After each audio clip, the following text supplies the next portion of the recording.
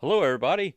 This is Sam Carchidi from Philly Hockey Now, and welcome to our Broad Street Bullcast, episode 11. Thursday was the first day of the Flyers rookie camp in Voorhees, New Jersey, and some positive signs. We got to look at Igor Zamula and Ronnie Attard together. They are probably going to be a pairing in the future. Zamula, the Russian who has bulked up this summer, and he's a left-hander. Ronnie Attard, big right-hander. He's about 6'4", and as I said, he's on the right side. Zamula bulked up to 192. He was a skinny kid back in the day, and each year he's put on more weight and more muscle. Gained 12 pounds over the summer, and Ronnie Attard said that his goal this summer was to get faster. He worked on that, and to me, the player who has the best chance to make this Flyers team at a rookie camp and then the main camp is Noah Cates.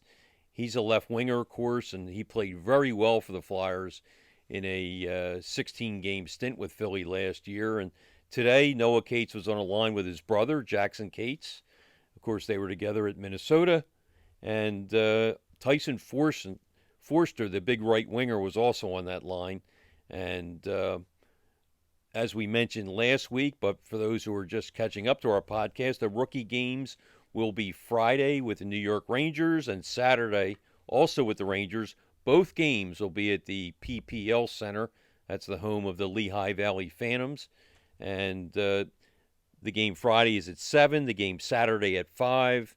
And if you can't get out to Allentown, Saturday's 5 p.m. game is telecast live on NBC Philly. So you can take a look at some of the top prospects. And it was very interesting today, though. A lot of the guys had the same message. Igor Zamula, Ronnie Attard, Noah Cates, they all said they worked hard this summer on their speed, conditioning. And Zamula said he had no problems getting out of Russia. Like Ivan Fedotov, you're familiar with that case. Fedotov is now in the Russian Navy, and he would have been a strong contender for the Flyers' backup goaltending job. But the good news is Igor Zamula had no problems getting out of Russia, and he looks in good shape. And the Phantoms coach, Ian Laperriere, had a lot of good things to say about Igor Zamula, and I think you're going to see him with the Flyers at some point this season. Not in the beginning of the year unless there are injuries, but I think certainly at some point in the season. The same could be true for Ronnie Attard, and he looked strong last year at the end of last season as well in a 15-game stint. He started out slowly, but really picked it up in the last 10 games with the Flyers. So it was a nice debut for Ronnie Attard out of Western Michigan. And, of course, I already mentioned Noah Cates, and he was probably the most impressive newcomer late last season, and he's got a pretty good chance, I think, to make this Flyers team as a third-line left winger.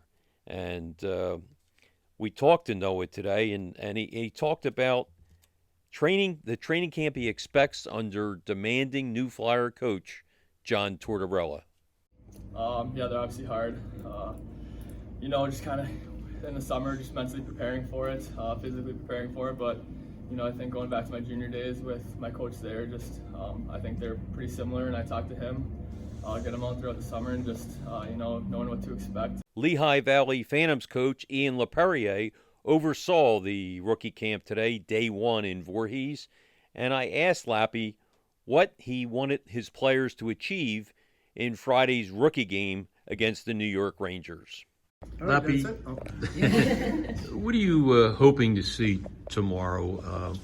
You probably downplay the final score, but what are you hoping to see in the first game? Well, there's a lot of new kids that I don't know about, new draft picks, and I'm excited to see all those guys actually, and just a couple drills here and there. I don't think you can make a team yet, but just more individually, what kind of skills they have, and there's a bunch of, like I said, there's a bunch of kids I don't know about, so I'm excited to see them. Is there anybody that jumped out at you today that surprised you maybe?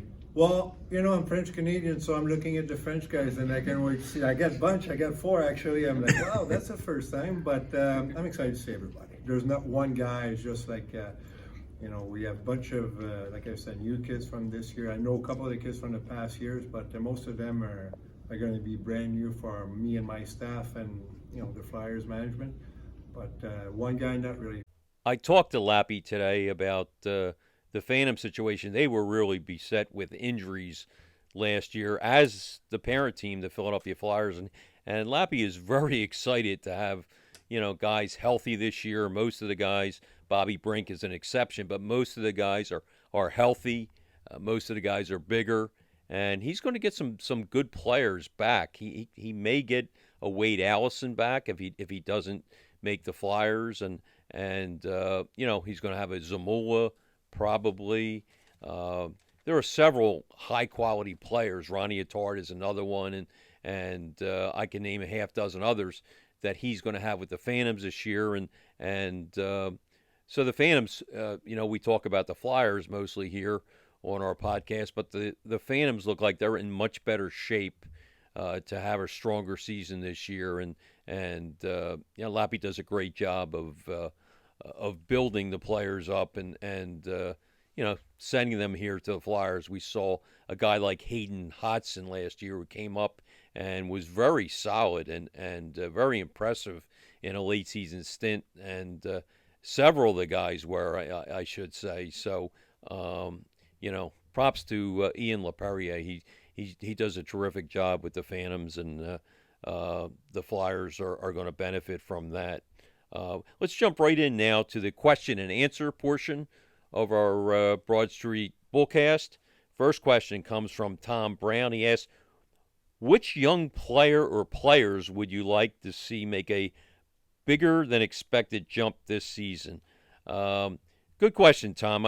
For me, Noah Cates is one of them, and I think based on last year's strong showing that he will. I think he's a very cerebral player, and he for his size, he's not real big, but he mixes it up on the sideboards and just has a great hockey sense. I really like what he saw, but again, they were meaningless games at the end of last season, and sometimes it doesn't translate into the beginning of the next season, so we'll see how that plays out. But Noah Cates is one. Wade Allison is another one. He's on the bubble on whether he'll make the team, and my hope is that he does, and because I think this team needs to get younger and they need a natural scorer, and Allison is a natural scorer.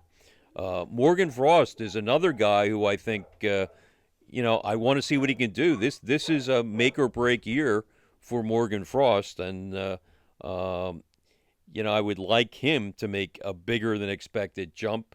If Frost as a third line center can put together a 15-goal season, the Flyers will be very, very happy with that. Of course, he was terrific in junior. He was very good with the Phantoms, made an all-star team. So you really want to see Morgan Frost capitalize on the opportunity he's going to get. And I think if anybody can get that out of Morgan Frost, it's John Tortorella. John Tortorella can be hard on players, but he's hard for one reason. He wants to get the most out of the players. And I think, Frost is a candidate to develop this year and to show that he belongs in the NHL. So we'll see how that plays out as well. And Owen Tippett, for me, he needs to make a big jump from where he was last year.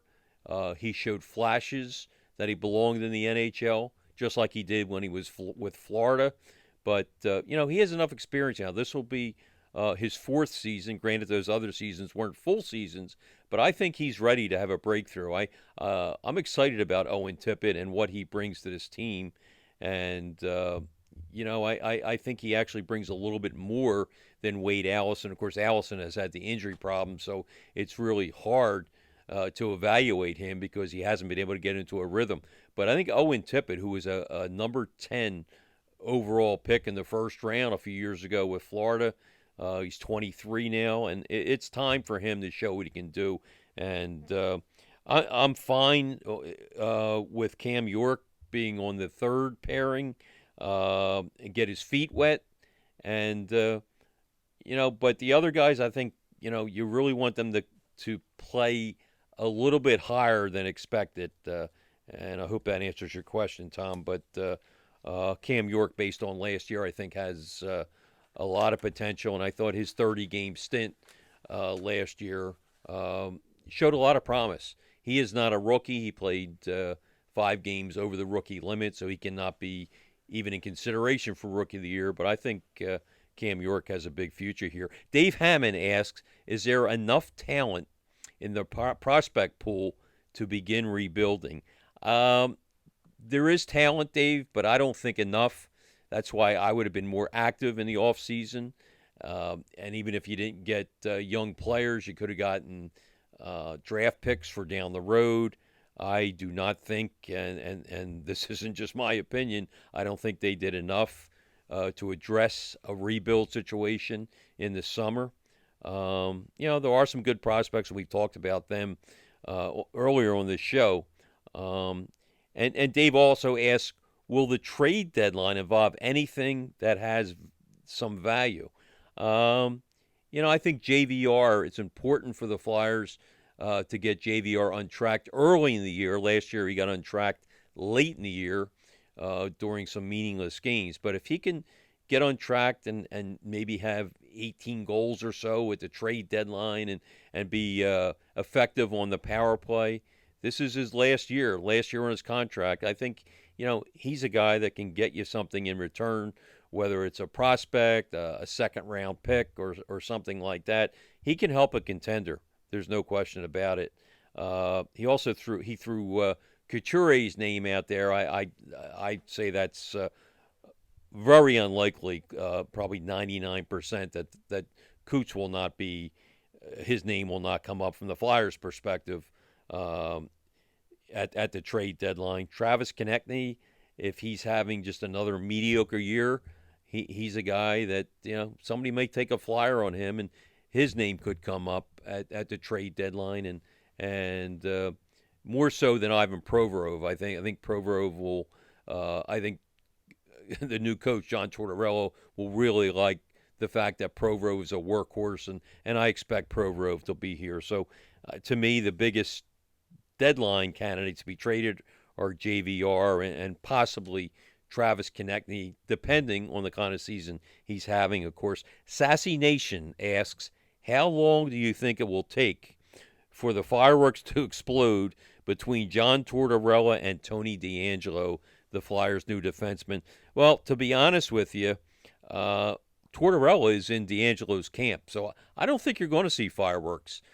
He's already defended Tony DAngelo. Some of the media has been on DAngelo and talking about his defensive weaknesses, and I